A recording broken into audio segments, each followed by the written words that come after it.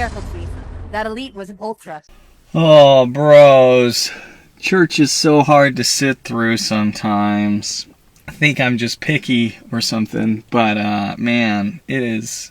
Sometimes I think that maybe I'm just like the weird one, but then I sit through some of these meetings and it's rough. Today we talked about my absolute favorite parable of all time, and that is the allegory of the gardener.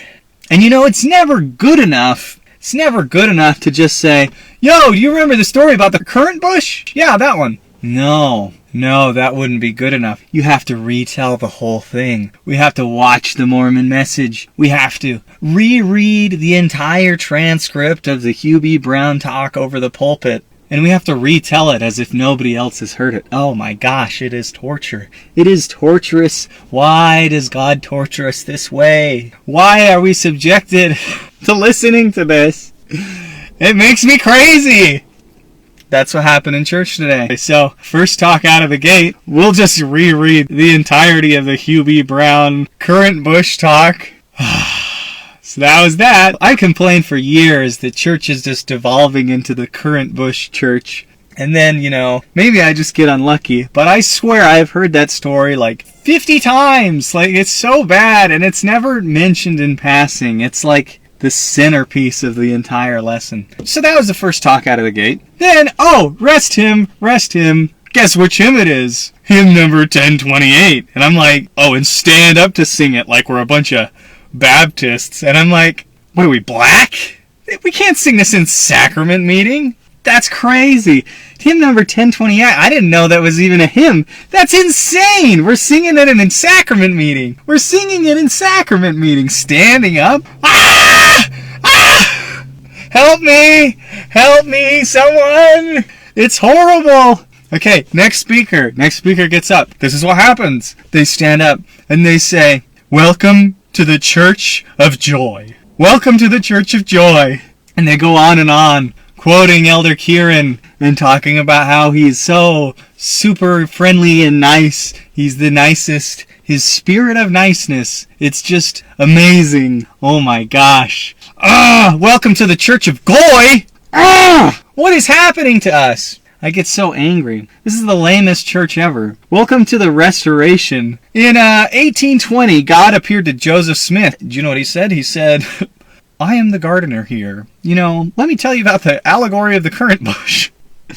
You know, I'm going to trim you down, Joseph. When your kid dies from the mobs and your baby dies because of the cold or all these different things, I am the gardener here.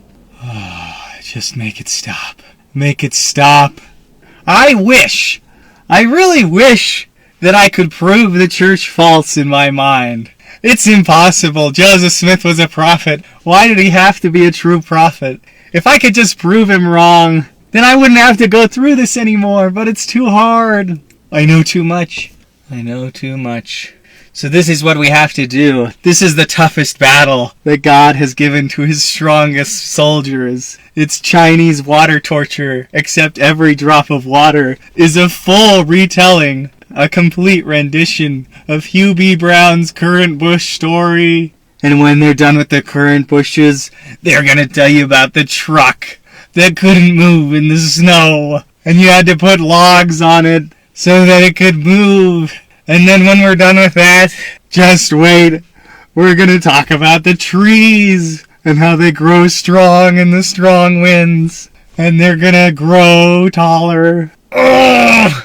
Anyway, I'm a very negative person, okay? And because of this, I have become very close to God. Because in order for your tree branches to reach heaven, you have to have your tree roots reach hell. And I reach hell every single time I hear the currant bush. You know, some of us are going to be currant bushes, and some other of us are going to be shade trees, and together we make a nice, diverse cornucopia of truth.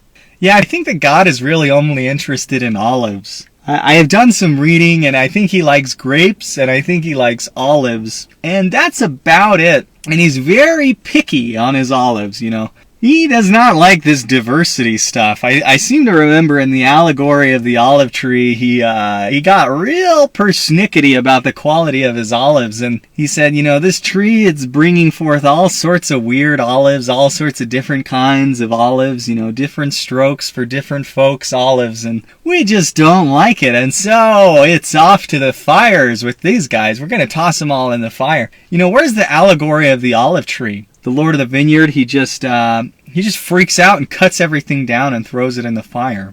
Let's talk about that allegory. That sounds good. That's more my speed. Anyway, I just had to get that out of my system, I can't stand listening to that. It just doesn't have the timeless quality that the parables that Christ told do. I could hear the parable of the sower or the laborers or the allegory of the olive tree even, which is proof to me that the allegory of the olive tree is inspired. It's just because it's timeless. It really is. And this currant bush story, I think it's a great story. I like hearing it. I like hearing about the truck with the wood stuff. But I think we've all heard it. And it's kind of in the vernacular, or I think everyone knows that story. And if not, you can explain it in 15 seconds. We don't need to read it word for word. We don't need to relitigate the entire pruning of the currant bush and retell Hugh B. Brown's entire story about how he was in the Canadian Army. Even the apostles at Hugh B. Brown's time, I don't think they really liked him. He was kind of he was different than them. So politically, I think he didn't see eye to eye with them, and so, Hugh B. Brown, whatever. We like the bush, I guess, but goodness gravy, do I have to listen to it every single time I go to church? It's like 1 out of 20 times I go to church, we have to hear the currant bush, or the tree, the logs in the truck, guys, and mention it, sure, mention it, but just don't re-explain the whole thing. We know we've been going to church for 30 years! We've been going to church for 30 years, bro. We know about the currant bush. Make it stop. Anyway, I gotta go. Just had to rant. Today's Sunday. This will probably not be up for a few days, but anyway, go to church. You have to do it. You have to, no matter how much it hurts. It doesn't matter how many currant bushes are coming out of that bunker, soldier. You're gonna man up and you're gonna face them.